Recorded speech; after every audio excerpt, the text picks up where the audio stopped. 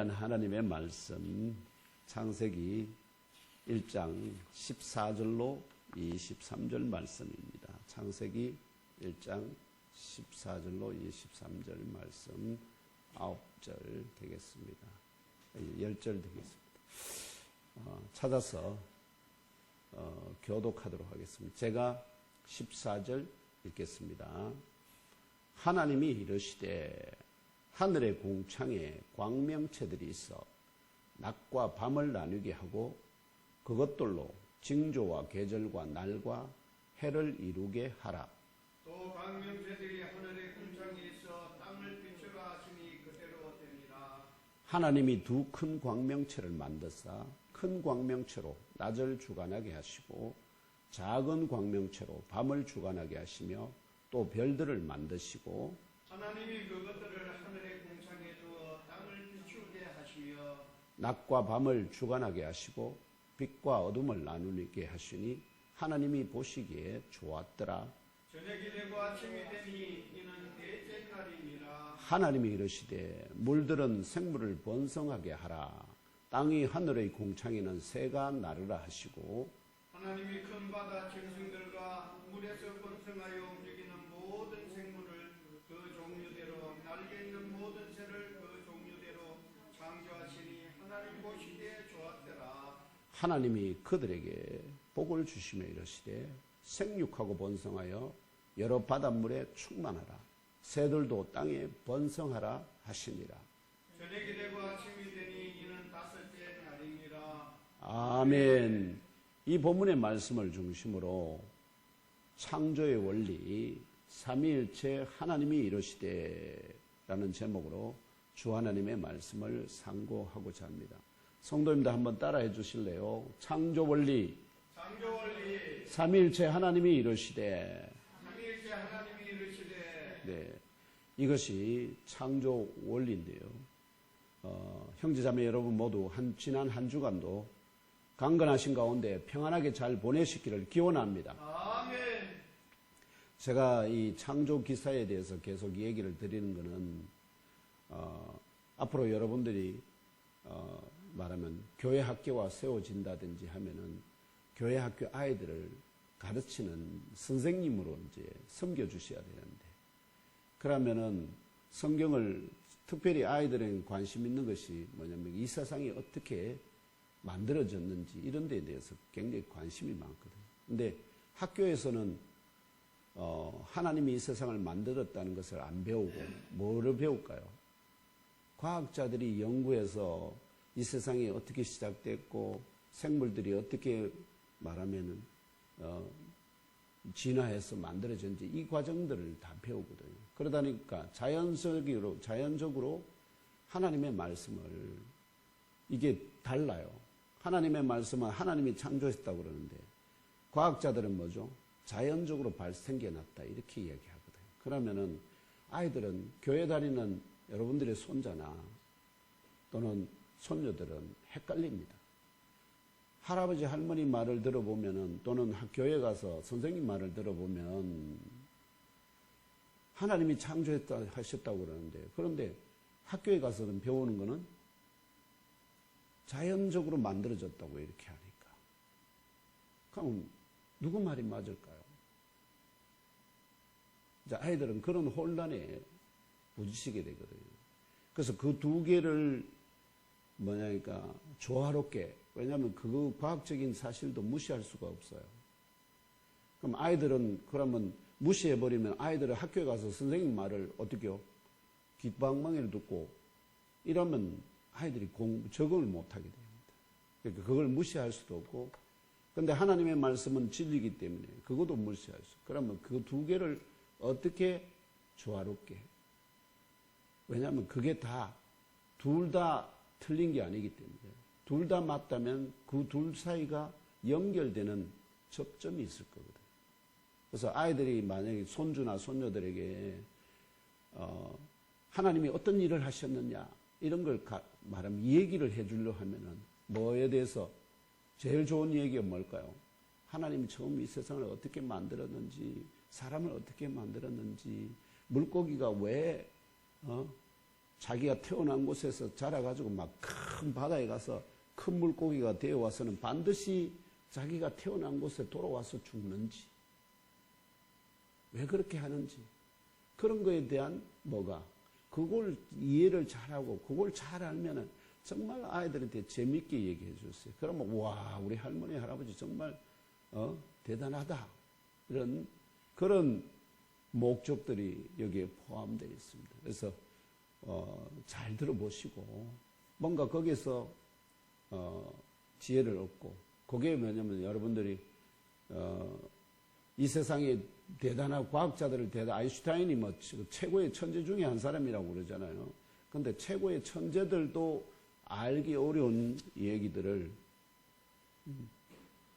다리가 지금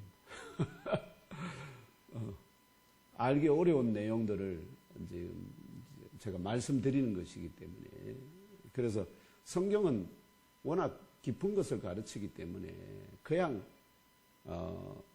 모르고 그냥 성경을 읽으면 뭐 그냥 그런가 보다 이렇게 지나가게 되거든요.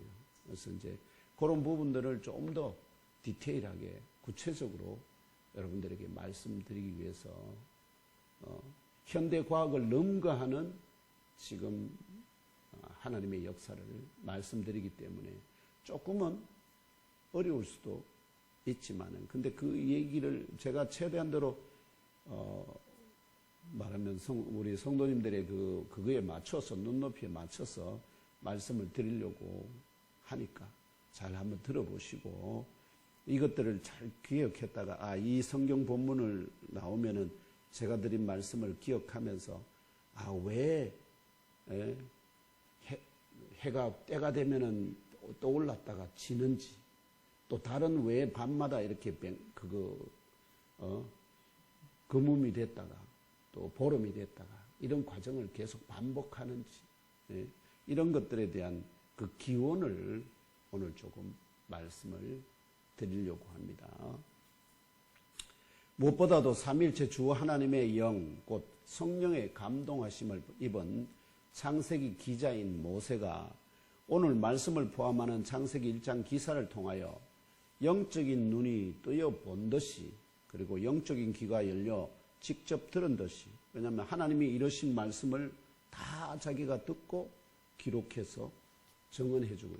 그리고 어떤 일이 일어났는지 그대로 다 되었다 하는 것은, 그대로 이루어졌다는 것을 본 것을 얘기하고 있습니다. 그래서 태초에 삼위일체 하나님의 영이 운행하시는 곳에 삼위일체 하나님이 빛이 있으라 이르시자 무에서 유로 있게 되어진, 다음 넘겨줘 보세요. 이 태초의 빛으로부터 결국은 하나님이 빛이 있으라, 아무것도 없는 데서 흑암이 깊음이 있었지 않습니까? 거기에다가 빛이 있으라 하나님이 이르시니까 빛이 있었거든요. 그러면 빛이 없다가 있었다면 그 있는 빛에게 너 빛 없어져 하면은 빛이 당연히 없어져야 되겠죠. 그러면은 빛에는 뭐가 있어야 되느냐? 삼위일체 하나님의 음성만을 들을 귀. 왜냐하면 사람은 먼저 제가 말하면 여러분들이 들어야 되잖아요.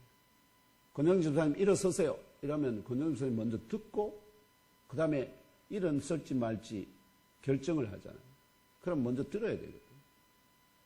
마찬가지로 빛도 있으라 해서 있으니까 없어지라면 없어지기 위해서는 먼저 이 소리가 삼위일체 하나님으로부터 나오는 음성인지 아니면 다른 사람에게서 나오는 소리인지를 듣고 구분을 해야 돼요. 거기 그럴 귀가 있다. 그리고 그 뜻대로 행할 에너지. 요게 두 개로 이루어져 있기 때문에. 그래서 이 빛에게 명령하면은, 하나님이 명령하면은 뭐든지 만들어낼 수가 있대. 이게 그래서 이게 뭐가 된다는 거죠. 우리가 돌이 있으면은 뭔가 붙여 석상을 깎거나 뭔가 조각을 하려면은 먼저 뭐가 있어야 됩니까? 돌이든지 뭐 재료가 있어야 되죠. 그 재료를 깎아서 석상을 만들든지 뭐 인형을 만들든지 하잖아요. 그 재료가 바로 뭐냐? 태초의 빛이랍니다. 그래서 이 태초의 빛은 그래서 이 두 개로 이루어져 있기 때문에 이걸 로마서 1장 19절에서 이걸 뭐라고 하느냐면 신성이 가득하다. 신성 가득한.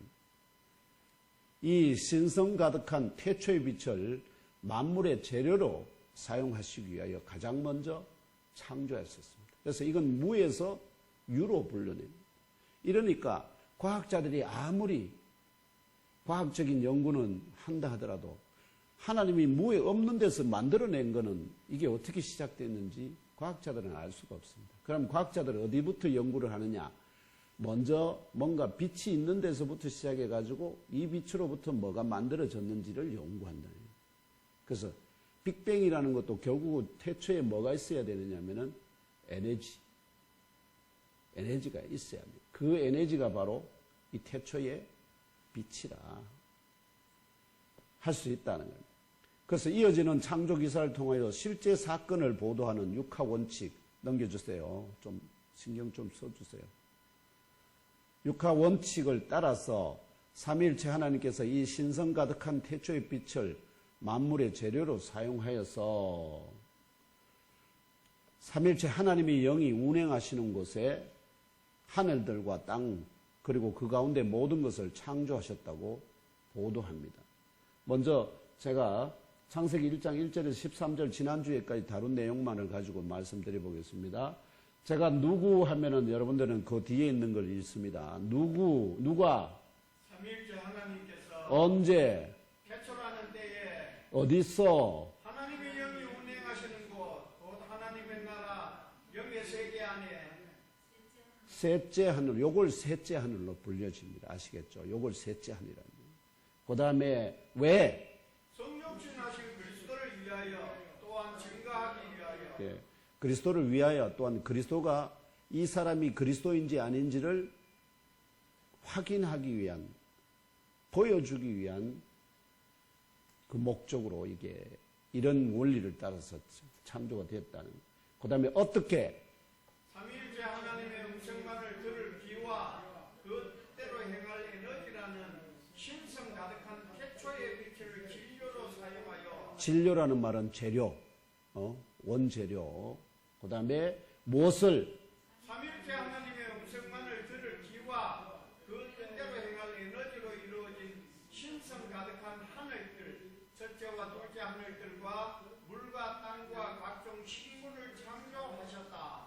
그래서 여기 하나님께서 물 가운데 궁창이 있어서 있으라 했는데 그 궁창을 하나님이 뭐라고 부르냐면 하늘들이라고 불러요. 그래서 거기에서 첫째 하늘과 둘째 하늘이 생겼고 그 첫째 하늘과 둘째 하늘, 그래서 하나님이 처음부터 있던 태초의 빛이 지어진 그 세계, 거기가 셋째 하늘. 그래서 첫째 하늘, 둘째 하늘, 셋째 하늘이 이미 이거 조성이 됐고, 그 다음에 물과 땅과 각종, 물과 땅은 어떻게 지었는지 안 나오지만 과학적으로 이미 연구가 다 돼서 물과 땅이 뭐로 이루어져 있냐는 것을 발견했는데 그것이 에너지로 이루어져 있어요. 아까 빛이 에너지로 되어 있다고 그랬죠. 그 에너지로 이루어져 있는데, 그런데 에너지로만 되어 있는 뿐만 아니라 그 빛조차도 뭐냐니까 빛의 알갱이가 있는데 그 알갱이가 두 가지 성질로 되어 있다. 파동성과 입자성이라서 그 파동성이라는 게 바로 하나님의 음성만을 들을 귀. 에너지는 입자성이라면 그 뜻대로 행할 에너지. 그게 바로 입자로 표현이 되거든요. 그래서 현대 과학이 밝혀낸 모든 사실들하고 어떻게요? 하나님의 창조 역사가 정확하게 일치한다 하는 것을 보여준다는 겁니다. 이러한 결과로서 피조된 만물도 모두 삼일체, 그러니까 빛이 하나님의 삼일체 하나님의 음성만을 들을 귀와 그 뜻대로 행할 힘, 에너지로 되어 있다면 그것이 만들어내는 모든 것도 다 뭐로 되어 있다고요? 삼일체 하나님의 음성만을 들을 귀와 그 뜻대로 행할 힘. 그러면 물과 땅도 모두 다 삼일체 하나님의 음성만을 들을 귀와 그 뜻대로 행할 힘으로 되어 있으니까 그 물과 땅에게 명령하면은 어떤 일이 벌어지겠습니까? 그 물과 땅이 또 새로운 걸 만들어낸다. 그게 땅이 만들어낸 것이 각종 식물이.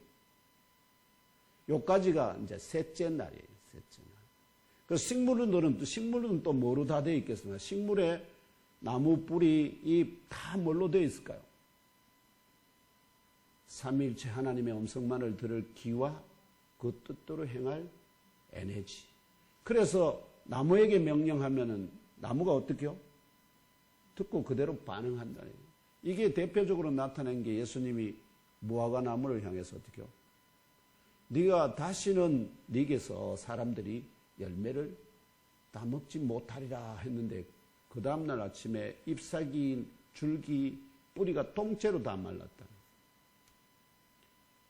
자연적으로 마르면 그래 안 되죠. 잎사귀가 먼저 마르든지 뿌리가 먼저 마르든지 하고 서서히 이렇게 나타나는데 동시에 다 말랐다. 왜? 그것들이 전부 다 삼위일체 하나님의 음성만을 들을 귀와 그 뜻대로 행할 힘으로 되어 있게. 그 이치를 누가 알았을까요? 제자들은 예수님 말씀하니까 그대로 이루어진 건 다 봤는데 표적이라고 다 생각을 했는데 그게 어떻게 그렇게 되는지는 아무도 몰랐어요. 언제까지? 지금도 여전히 몰라요. 지금도. 그렇기 때문에 지금 여러분들이 들으시는 것은 완전히 새로운 것이다, 다. 그러니까 처음 들어보는 얘기 이해하기 쉽겠습니까? 어렵겠습니까? 조은준 집사님. 처음 듣는데 당장 이 얘기가 쉽겠습니까? 어렵겠습니까? 어렵게 느껴져요. 그러니까. 그렇지만 잘 들어보면은 뭐냐면 이해 못할 수준이 아니라. 제일 중요한 거는 그래서 예수님께서 하신 말씀 있죠. 만약에 사람들이 아이들이 조용하면은 누가 소리 지른다고요? 돌들이 일어나서 소리 지른다니까. 돌이 뭐로 되어 있다고요? 하나님의 삼위일체 하나님의 음성만을 들을 귀와 그 뜻대로 행한 힘으로 되어 있기 때문에 예수님이 그 돌에게 명령하면 하나님이 그 돌에게 명령하면 어떻게 된다고요? 일어나서 소리를 지른다 이 말이에요. 소리를 지른다고. 그러면 우리 사람 몸은 어떻게 했습니까? 사람 몸은 뭐로부터 왔죠? 땅의 흙으로부터 땅으로 왔어요. 땅이 뭐로 이루어져 있습니까? 하나님의 음성만을 들을 귀와 그 뜻대로 행할 힘으로 되어 있기 때문에 사람 몸도 전부 다 뭐로 이루어졌을까? 삼위일체 하나님의 음성만을 들을 귀와 그 뜻대로 행할 힘, 에너지로 되어 있습니다. 그 중에 그것만 딱 빼고 나면 뭐만 남을까요? 사람에게. 그 몸을 빼고 나면 뭐가 남을까요? 영만 남아요. 영만. 네. 그래서 사람은 영적인 존재고 동물들은 식물들은 그걸 다 빼면 뭐가 남을까요? 아무것도 안 남아요. 다 뭐로 되돌아갈까요? 빛으로. 처음 가장 원초적인 형태가 빛이거든요. 다 빛으로 되돌아가요. 그래서 뭐든지 태우면은 여러분들이 뭐든지 모으면은 왜 힘이 나고 에너지가 나올까요? 그게 전부 다 뭐로 이루어져 있으니까? 하나님의 음성만을 들을 귀와 그 뜻대로 행할 에너지로 이루어져 있으니까 그 에너지들을 먹으니까 내게 에너지를 준다, 힘을 준다. 그런 이치들을 이해하시고 그래서 하나님께서 이스라엘 백성들에게 말씀을 사람이 떡으로만 사는 것이 아니요 무엇으로부터? 하나님의 입으로부터 나오는 모든 말씀으로 살 것이다. 말씀으로 이 모든 것이 지어져 있으니까. 그걸 말하는 거지. 하나님 입에서 나오는 말씀을 그냥 먹고 이렇게 살으라는 뜻은 아닙니다. 아시겠죠? 만물이 다 하나님의 음성으로 지어진 것, 말씀으로 지어진 것이니까 그 하나님의 음성으로부터 나온 모든 것을 그러면 하나님이 무엇이든지 모래를 향해서 뭐가 되게 할 수도 있겠습니까? 떡이 되게도 할 수 있거든요. 떡이 되게 할 수도 있습니다. 그런데 하나님 그렇게 하지 않았어요. 왜? 그건 하나님의 뜻이 아니니까. 아무튼 그래서 이러한 결과로서 창조 원리라고 하는 것은 피조된 삼일체 하나님이 피조물에게 무엇이든지 소리내어 이루시면 그대로 이루어진다는 이 창조 원리를 깨달아 알도록 우리에게 지금 모세가 하나하나 첫째 날, 둘째 날 이렇게 구분해 가면서 지금 증언을 해주고 있습니다. 만물의 가장 중요한 부분들이 어떻게 시작되었는지, 이처럼 독특한 창조 원리로 만물을 조성하신 목적이 아까 뭐라고 그랬죠? 바로 성육신하실 그리스도를 위하여, 또한 그분이 사람으로 오거든요. 겉모습만 보면 우리랑 똑같아요. 그분이 그리스도라는 건 아무렇게 증거할 방법이 없어요. 아무리 내가 뭐 그리스도라고 해도 지금도 우리나라 대한민국의 그리스도가 예수 그리스도가 많죠. 재림 예수가 많습니다. 그렇게 소리치고 댕겨봐야 사람들이 믿어줄까요? 안 믿어줄까요? 안 믿어줍니다. 근데 이 지금 자칭 예수라고 하는 자들이 못하는 일이 뭘까요? 이런 창조 원리에 따라서 물을 포도주로 바꿀 수도 없고요. 광풍이 일어난 바다를 향해서 고요하라 잠잠하라 해도 아무런 역사도 안 일어납니다. 그런데 나사렛 예수는 어땠다고요? 그분이 입을 열어서 말하는 것은 전부 다 안 이루어진 일이 없었다 하는 겁니다. 그렇기 때문에 예수님 안에 누가 들었다고요? 하나님의 음성. 하나님의 음성이 나오려면 그 안에 누가 있어야 될까요? 하나님이 계시지 않은데 어떻게 하나님의 음성이 나옵니까?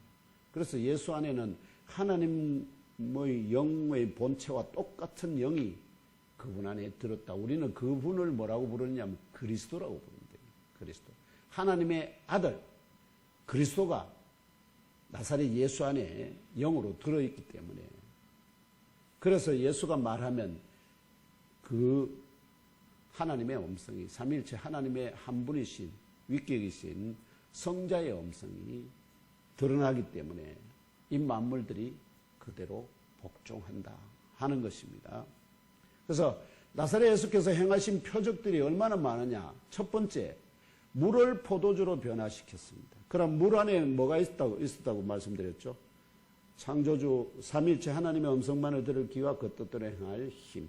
여기에 신성이 들어있고, 그 다음에 떡 5개와 물고기 2마리로 성인만 5,000명을 먹이신 사건이었습니다. 이거 오병이어 사건이에요. 이게 가능합니까, 이게? 불가능한 일인데, 예수께서는 떡 5개, 물고기 2마리로 계속해서 얘를 계속 떼어주는데 어떻게 될까요? 계속 물고기가 나와요. 떡이 계속 나와. 아니, 떡덩어리가 여러 있거든요. 그럼 예수님이 떡을 뗐는데 떼가지고 담으니까 뭐가 됐을까요? 떡덩어리가 됐다니까요. 조각이 아니고. 계속 떼는데 이게 안 줄어들어. 이건 계속 있어요. 떼어주는 대로 그냥 떡덩이가 돼서 바구니에 쌓이고, 물고기를 떼는데 물고기가 5마리가 그대로 계속. 세상에 이런 일이 어디 있습니까? 누구만이 할 수 있는 일입니다. 창조주, 삼위일체 하나님만이 할 수 있는 일입니다. 그래서 또 풍랑이 몰아치던 갈릴리 바다를 이 제자들이 배 타고 가다가 막 풍랑 만나가 막 물이 배에 차고 죽을 지경이 되니까, 그랬을 때 예수께서 주무시고 계시다 일어나서는 뭐 합니까? 고요하라, 잠잠하라 하니까 바람이 일시에 잠잠해지고 배가, 그 이어서 곧바로 배가 목적지에 도착하는 이런 일. 어떻게 물과 바람이 사람의 음성을 듣느냐 이게요. 그리고 요즘 영화에도 나왔지만 갈릴리 바다 위로 걸어오신 표적. 갈릴리 바다 위로 누가 걸을 수 있을까요? 시편에 보면은 하나님께서 수면 위에 뭐를 자기의 누각을 세워요. 그런 식으로 하나님은 어떻게 해요? 물리를 걸어 다닐 수가 있으십니다. 물이 마치 하나님을 물에 빠지지 않도록 물이 받들어 섬기는 것과 같은 그런 모습입니다. 그 다음에 잎만 무성한 무화과나무를 향하여 이르신 대로 무화과나무 잎과 줄기와 뿌리가 모두 동시에 마른 표적들, 말로 할 수 없는 표적들, 수없이 많은 표적들을 다 보여줬는데도 사람들이 그를 그리스도로 알았을까요? 몰랐을까요? 택한 사람 외에는 몰랐습니다. 택한 사람들만 알았습니다. 택한 사람들. 여러분들도 택한 사람이기 때문에 오늘 여기 이 자리에 있는 줄 믿습니다. 아멘. 택함을 받은 것은 중요합니다. 아멘. 그래서 이 오늘 말씀의 14절 넘겨주세요. 오늘 말씀의 14절에 보면은 결국 뭐냐면 14절 하나님이 이르시되 나오고 그 다음에 20절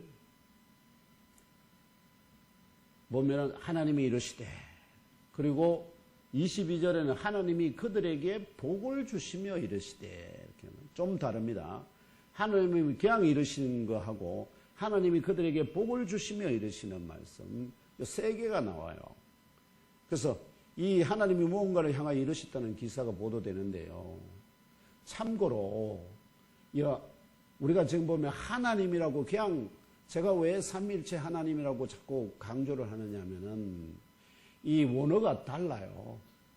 근데 원어가 다른데도 불구하고 한글은 전부 다 하나님으로 번역해 놓은 경우가 많아요. 그래 번역하면 성도들이 읽는 사람들이 헷갈립니다. 왜냐하니까 진짜 하나님은 하나님이라 해야 되고요. 나머지 우상들은 전부 다 하나님이라 하면 안 됩니다. 뭐로 해야 되죠? 신이라고 불러요. 신이라고. 우리나라도 지금 우리도 지금 다 아시잖아요. 저는 정작 바닷가에 살았기 때문에 바닷가에 풍랑이 일어서 배 타고 나가서 죽은 사람들이 많거든요. 그러다 보니까 맨날 풍어제를 지면서 누구에게 풍어제를 지내죠? 용왕님 내지는 바다의 신, 바다의 신이 있다고 믿습니다. 산에도 산신령이 우리 다 산신령 아십니까? 그러니까 그런 신이라고 불러야 돼요. 사람들의 세상은 성경 하나님이 창조 기사에 나오는 하나님 외에는 아시죠? 하나님 외에는 그 하나님을 제외한 모든 신이라고 하는 자들은 다 뭘까요? 그냥 사람들이 미신. 그건 신이 아닙니다. 일부는 타락한 천사들이고 귀신들. 그들이 사람들에게 그걸 줘가지고 신으로 부르게 하는 자들이 있습니다. 그래서 이 삼위일체 하나님과 우상 등과 같은 거짓 신들을 모두 하나님으로 생각하지 않도록 주의해야 합니다. 그래서 제가 여기 그거 해놨습니다. 한번 보세요. 넘겨주세요. 지금 보면은 창세기 1장 오늘 말씀 14절, 20절, 22절에 하나님이 나오고 다니엘서 6장 5절에도 보면 하나님이 나오는데 이 원어가 달라요. 저 창세기에 나오는 하나님은 전부 다 엘로힘으로 남성 명사 복수입니다. 단수가 아니고. 그래서 삼위일체 하나님을 말하고 그런데 다니엘서에 보면은 그 여기 하나님이 나오는데 여는 에라라고 해서 남성 명사 단수입니다. 이게 하나님을 번역하면 안 되면 뭐로 번역해야 될까요? 신으로 번역해야 되는데 이걸 전부 다 하나님으로 번역해야 그 하나님이 우리 하나님이 만물을 지으신 그 하나님하고 우상의 그 하나님하고 신들하고를 이게 섞어가지고 하나님이라 다 부르면 안 된다 이 말이죠.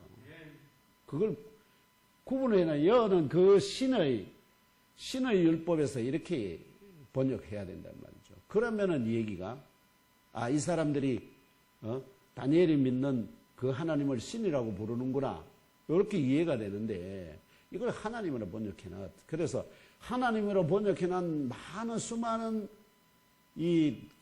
말하면은 원문이 있는데 그 원문들 중에서 삼일체 하나님만을 지칭하는 것이 진짜 하나님으로 번역해야 되고 나머지는 다 뭐로? 신으로 번역해야 된다 이 말이죠. 이해됐습니까? 네. 우리가 말하는 미신에서 말하는 그 신하고 지금 성경에서 말하는 오늘 이 세상 만물을 지으신 그 하나님하고는 너무나 차이가 크기 때문에 그들을 다 하나님이라 부르면 안 된다. 이해하시겠죠? 제가 왜 그렇게 하는지. 제가 하나님이 종이라서 그렇죠. 우리 하나님을 이 쓸모없는 별 볼 일 없는 우상들하고 동일시하면 안 된다. 예, 그래서 이 정신없는 사람들이 이렇게 번역해 놨는데 그걸 좀 여러분들은 예먼교회 성도들은 잘 새겨서 이건 신이라고 불러야 되는구나 이렇게 이해를 하시면 좋겠습니다. 네, 그래서 오직 하나님이라는 명칭을 받을 수 있는 분은 오직 이 세상 만물을 만드신 이스라엘의 하나님, 삼위일체의 하나님, 남성 명사 복수의 하나님만이 진짜 하나님이고 나머지는 다 뭐라? 그냥 신. 하나님을 때로는 신이라고 부르기도 합니다. 왜? 그 속성이 존재 양식은 삼위일체로 존재하지만 그러나 그 본질은 신이시기 때문에 때로는 신이라고도 말씀을 번역할 수 있습니다. 단수일 경우에. 그래서 결론적으로 창조 원리는 오직 삼위일체 하나님께서 세우신 원리이자 역사이기 때문에 삼위일체 하나님의 가귀 곧 성부 하나님, 성자 그리스도, 성령 하나님께서만 무언가를 향해 소리내어 이르시면 그대로 성취된다는 진리를 심령 깊은 곳에 잘 박힌 몫으로 영접하시기를 축원드립니다. 그렇다면 14절에서 삼위일체 하나님께서는 무엇을 향해 소리내어 이르셨으며 지금 어떤 모양으로 우리 곁에 남아있을까요? 하나님이 태초에 이르신 말씀이잖아요. 그런데 그거 지금 현재 우리에게 어떤 모습으로 남아있느냐 하는 거죠. 그 다음에 20절에서 삼위일체 하나님은 또 누구를 향해서 무엇을 향해 소리내어 이르셨으며 지금 어떤 모양으로 우리 곁에 남아있을까요? 여기에 이어서 22절에서 삼위일체 하나님께서 복을 주시며 이르신 그들은 누구이며 또 지금 어떤 모양으로 21세기 지금은 어떤 모양으로 우리 곁에 남아있을까요? 하는 이런 주제들을 좀 다루고자 합니다. 이 명제들을 상고하는 중에 영의 양식과 생수가 마음의 생각 가장 깊은 곳까지 공급되게 하시고 다함이 없는 영적 생명력으로 체험받도록 성령 하나님 강하게 역사하여 주시기를 기원합니다. 먼저 삼위일체 하나님께서 무엇을 향해 소리내어 이르셨으며 지금 어떤 모양으로 우리 곁에 남아있는지 살펴보도록 하겠습니다. 창조기사의 둘째 날에 넘겨주세요. 창조기사의 둘째 날을 함께 읽겠습니다. 시작. 하나님이 이르시되 물 가운데에 궁창이 있어 물과 물로 나뉘라 하시고 하나님이 궁창을 만드사 궁창 아래의 물과 궁창 위의 물을 나누게 하시니 그대로 되니가 하나님이 궁창을 하늘이라 부르시니가 저녁이 되고 아침이 되니 이는 둘째 날이니라. 첫째 날에 태초의 빛을 무에서 유로 불러내셔가지고 신성가득한 빛을 지으셨잖아요. 그 빛을 통해서 어둠이 있다가 빛이 나타나니까 어두웠다가 밝아지니까 첫째 날이라 하고 이제 둘째 날에 딱 보니까 갑자기 뭐가 나타납니까? 물이 나타나요. 물이 나타나요. 그 물이 나타나는데 그 물을 향해서 말씀하신 게 아니고 그 물에게서 물 가운데 궁창이 있어라 이러면 그러면 궁창은 무에서 유로 생겼을까요? 아니면은 뭔가 다른 것이 그 궁창을 만들었을까요? 만약에 무에서 유로 만들면은 궁창 안에도 뭐가 있어야 될까요? 궁창 안에도 궁창도 뭐로 이루어져 있어야 될까요? 그렇지. 들을 수 있는 기와 그 뜻대로 행할 에너지로 되어 있어야 되잖아요. 그런데 그러면 무에서 유로 부르면 제가 더 이상 나누어질 수 없는 개체들로 이루어진다고 말씀드렸습니다. 더 이상 나누어질 수 없는 개체. 그리고 그것들은 창조주의 음성만을 들을 귀와 그 뜻대로 행할 힘으로 에너지로 되어 있어야 되기 때문에 이중성을 가져야 돼요. 그런데 문제는 뭐냐니까 첫째 날 이제 빛을 주었는데 그 빛이 물과 땅을 만들고 나면 그 모든 것이 물과 땅을 만드는데 다 소요된 것이 아니라 뭐냐니까 여기 보면은 저녁이 되고 아침이 되니 하니까 빛이 나타났다는 거거든요. 빛이 비추어지고 다시 어두워졌다는 거잖아요. 그러면 이 빛은 어디서 올 수밖에 없습니까? 이 빛은 어디서 올 수밖에 없네요. 태초의 빛으로 올 수밖에 없어요. 그러면 물과 땅으로 다 바뀌지 않은 태초의 빛이 뭐가 남아있었다 없었다? 남아있어야 되잖아요. 그 태초의 빛에게 지금 남아있는, 아시죠? 물과 땅을 만들고 남아있는 그 태초의 빛을 향해서 하나님께서 뭐라 할까요? 이제 궁창이 생겼잖아요. 그 궁창 안에 뭐가 있다고요? 태초에 물과 땅으로 다 바뀌지 않은 태초의 빛이 남아있거든요. 그 빛에게 지금 14절 넘겨줘 보세요. 14절 하나님이 이르시되 그 태초의 빛으로 하여금 뭘 만들라는 거죠? 하늘의 궁창에 광명체들이 있게 하라 이런 말입니다. 이해되십니까? 그렇기 때문에 이 광명체들은 기본적으로 뭐로 다 이루어졌을까요?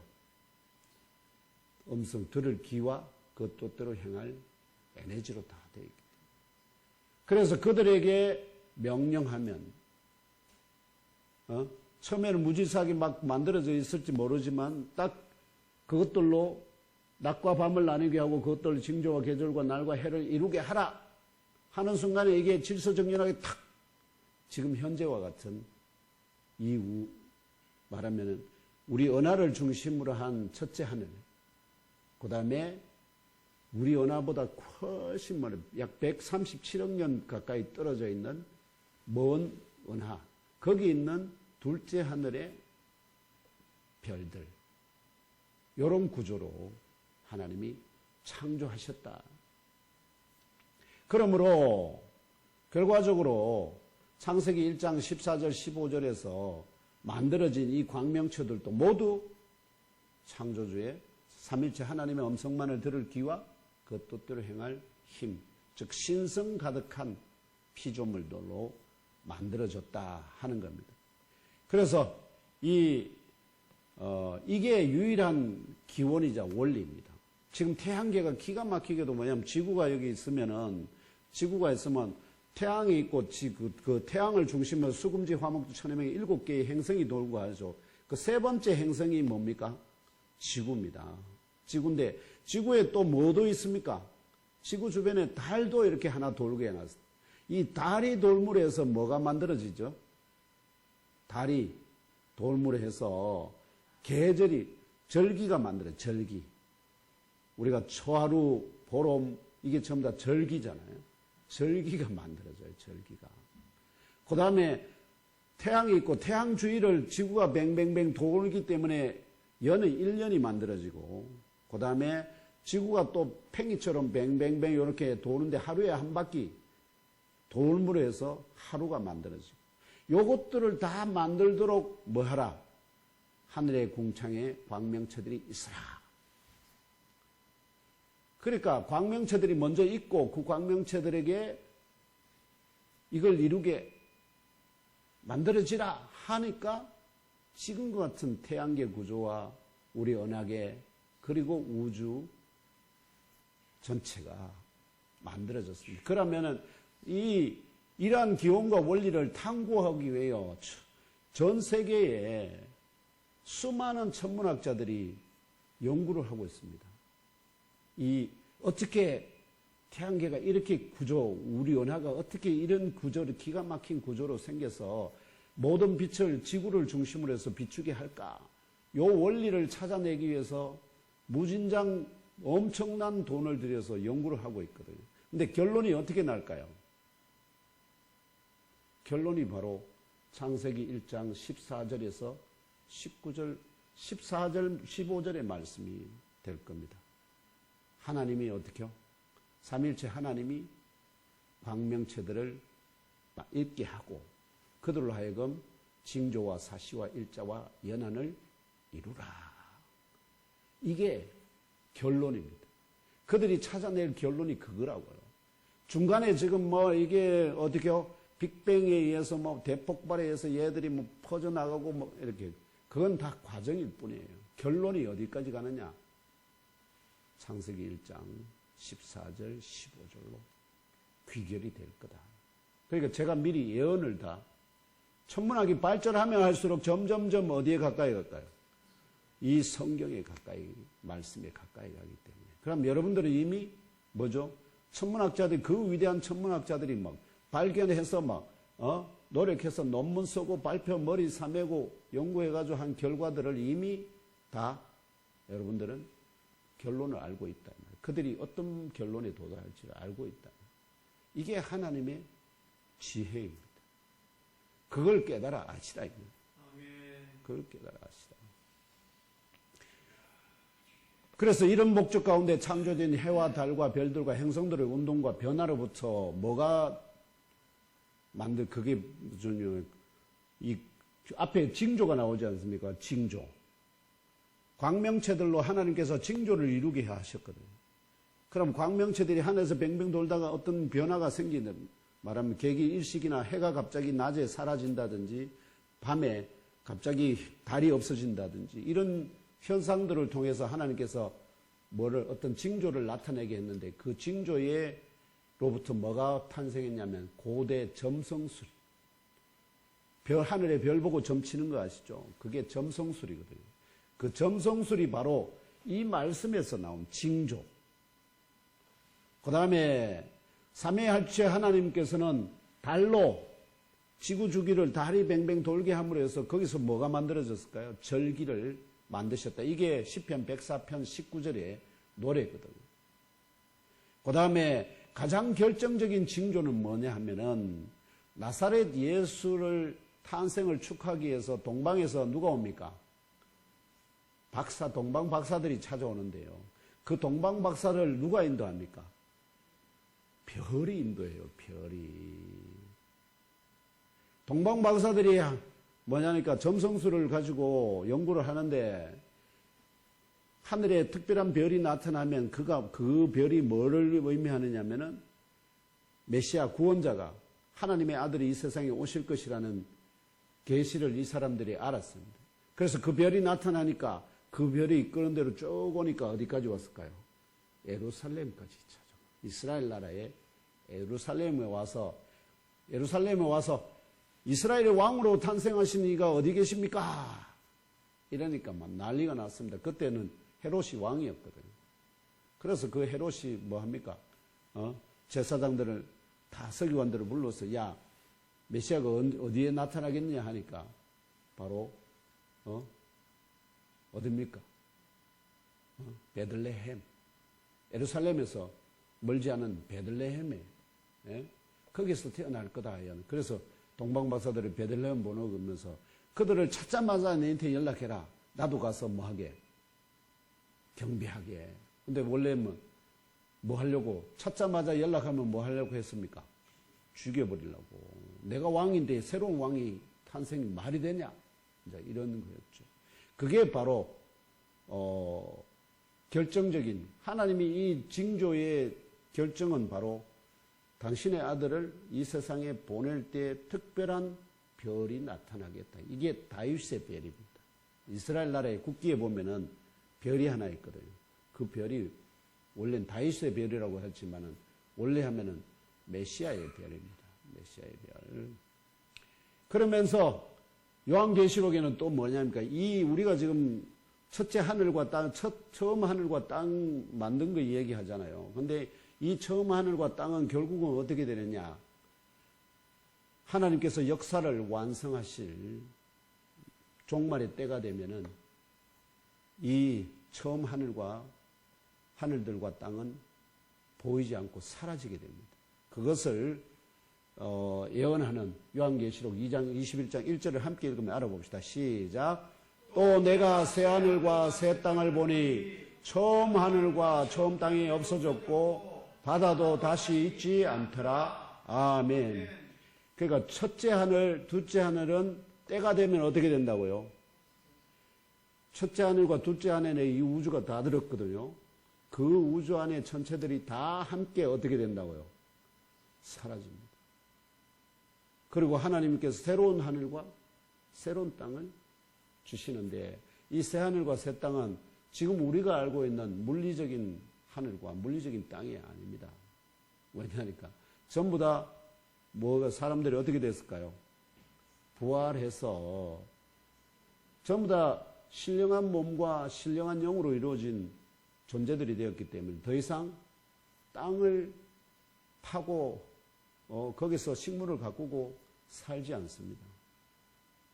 더 이상 뭐도 없을까요? 백성들의 숫자가 늘어나는 것도 없고 죽는 자도 없기 때문에 줄어들지도 않습니다. 그 나라의 숫자 영원히 고정되어 버린대요. 그래서 하나님께서 우리에게 말씀하시는 것은 우리에게 이 나라에 들어갈 수 있는 유일한 길이 언제밖에 없다고요? 살아있는 동안에 밖에 없습니다. 살아있는 동안.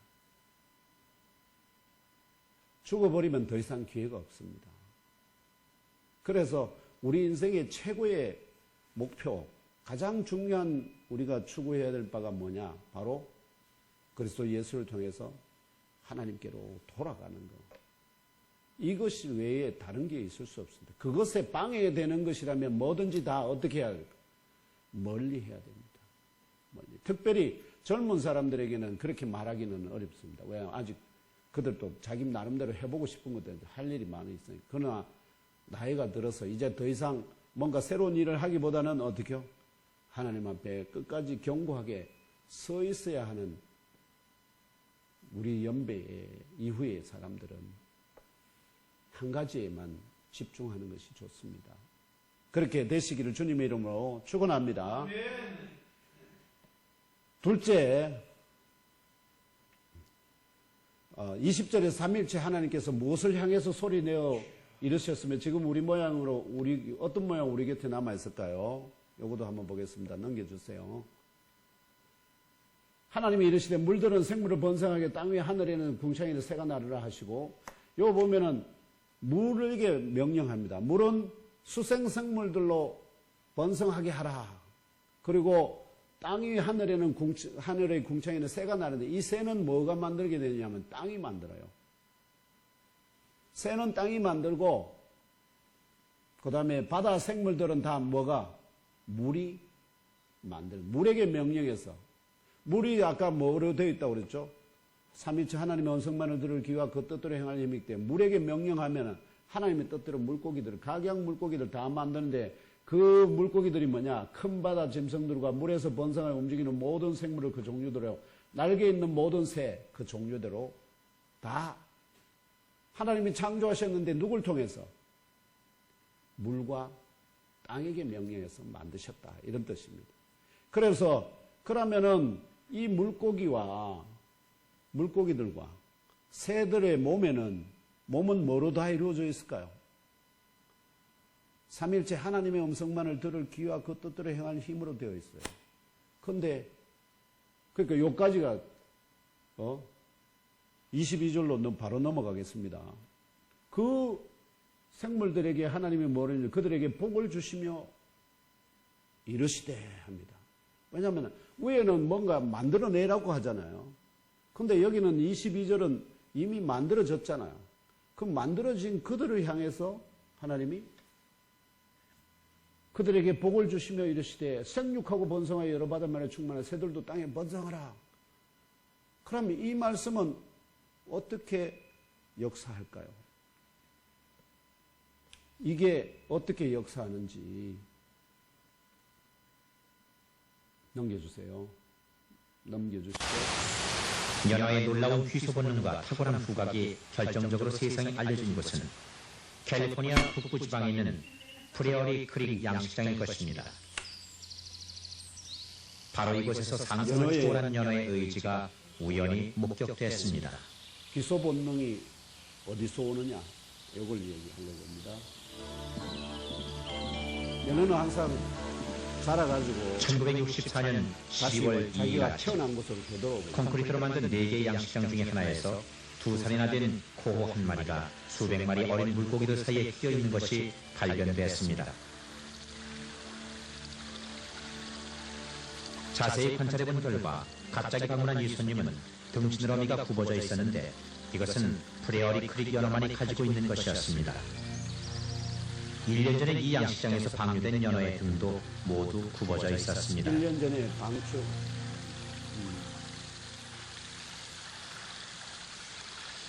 벗겨져 있는 양식장의 배수관은 이 수수께끼를 풀 수 있는 한 가지 실마리였습니다.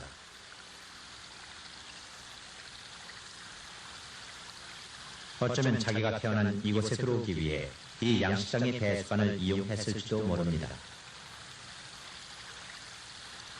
터무니없는 추측 같았지만 그것만이 유일한 논리적 추론이었습니다. 왜 이런 방법을 택했는지 당시로는 의아해하지 않을 수 없었습니다.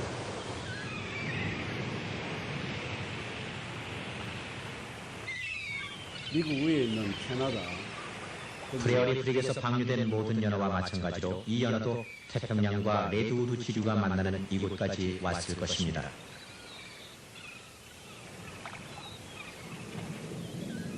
태평양으로 물고기가 겁나는 바다 생활에서 살아남은 이들 연어들은 1.6km를 거슬러 올라와 레드우드와 그들의 고향의 지류가 만나는 곳에 도착했습니다. 선택의 기로에서 고향의 물냄새가 풍겨나오는 북쪽행을 택했을 것입니다.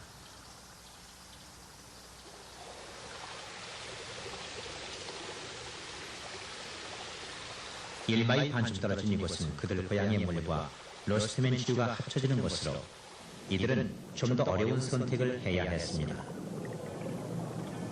양쪽 모두 친근하게 느껴졌을 것입니다.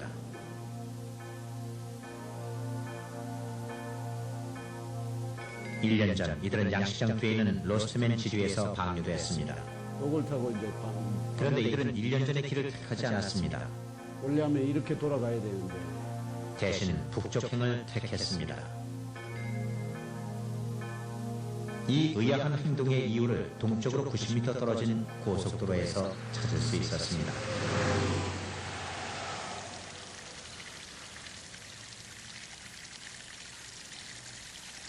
이들이 태어났던 양식장의 배수관이 101번 고속도로 아래로 설치되어 있었으며 이곳으로 양식장의 물이 흘러나오고 있었습니다. 그러니까 대부분은 평상시 원래 물은 어떤 지리와 이유가 흘러가지 않고 돌아갔는데 땅으로 일부가 흡수되었습니다. 이 그러나 원래 그의 겨울에 어떤 많은 비로 다른 작은 물고가 생겨났고 이로 인해 필사적으로 고향을 향하던 연어의 코에 감지됐던 것입니다. 고향의 냄새를 맡으며 연어는 깊이가 9인치밖에 되지 않고 물풀이 무성하게 그들의 길을 방해하는 실개천을 지나 배수관에 도착했을 것입니다. 고향이 지척에 있었지만 고난은 새로운 양상을 띄었을 것입니다.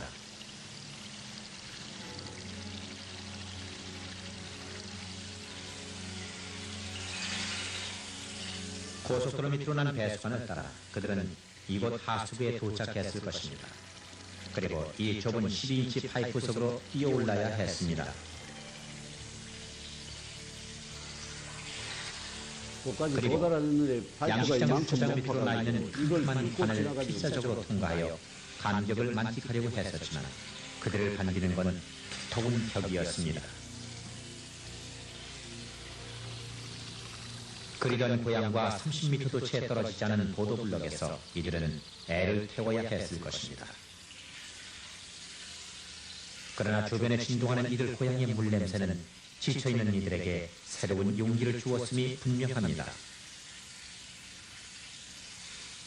출구를 찾던 이들에게 4인치 파이프관이 나타났습니다. 이들 중 한 마리가 좁은 관에 몸을 밀어넣었고 이 물고기는 90도로 꺾인 곳에서 남은 힘을 거의 다 소비했을 것입니다.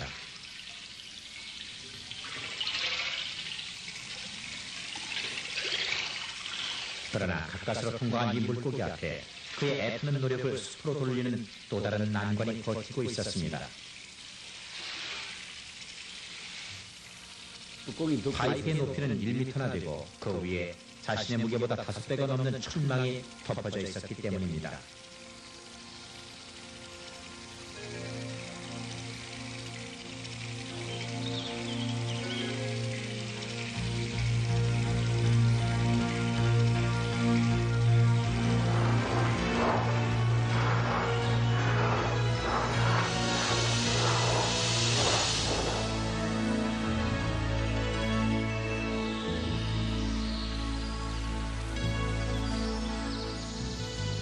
12월의 그날 아침 어린 연어들 속에 발견된 기진맥진한 한 마리의 물고기는 설마 하는 의구심밖에 자아내지 못했습니다. 그래서 이제 뚜껑을 다 열어봅니다. 그러나 보도블록을 벗겨본 순간 모든 진실이 밝혀졌고 그 후 면밀한 조사는 모든 의혹을 씻어주었습니다. 여기 연어들이 꽉 찼어요. 지느러미에 프레어리 크릭 양식장 클립이 달려있는 72마리의 코호 연어가 그 속에 갇혀 있었습니다. 하나같이 불굴의 투지를 가지고 있었던 이들은 마지막 관문만을 남겨두고 있었던 것입니다.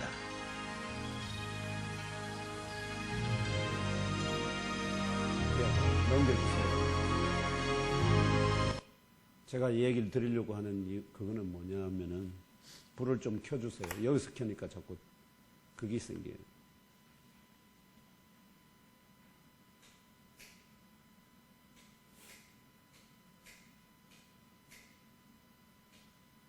됐어. 앞에 가는 됐습니다. 그 정도 하면 돼요. 한 번 더 해보세요. 이제 다 왔습니다. 네. 제가 말씀드리려고 하는 그는 어떻게 물고기는 우리 사람처럼 생각하는 지성이 있어가지고 막 이걸 수를 내서 막 기계를 도구를 만들어서 이렇게 오지 않습니다. 근데 이 물고기 안에 물고기 몸에다가 뭐가 새겨져 있냐면은 아까 말씀드렸죠. 생육하고 번성하여 여러 바닷물에 충만하라. 새들도 땅에 번성하라. 이 명령이 지금 만들어진 그들에게 주어지거든요. 그럼 이 명령이 누구에게 들려질까요? 하나님의 음성만을 들을 귀가 어디에 있나요? 몸에 있어요. 몸에. 물고기의 몸, 새들의 몸, 그 몸이 그 음성을 듣고 그걸 어디다가요? 자기 안에 저장을 합니다. 그래서 물고기나 새들은 생존하기 위해서라면은 모양도 얼마든지 바꿔요. 물고기가 연어가 처음 만들어졌을 때 연어가 지금 모양과 같이 생겼다는 보장 없습니다. 지금 만들어진 것은 현재 상황의 환경에 가장 살기에 적합하고 새끼들을 낳아서 기르기에 적절한 모양으로 변경이 되어 있습니다. 그렇기 때문에 처음 하나님이 만드신 연어의 모양은 지금과 다를 가능성이 매우 많습니다. 사람을 보면 알죠. 사람도 처음에 아담과 하와 두 사람 창조했잖아요. 그런데 그게 흑인이었을까요? 황인이었을까요? 백인이었을까요? 알 수 있는 사람이 아무도 없죠.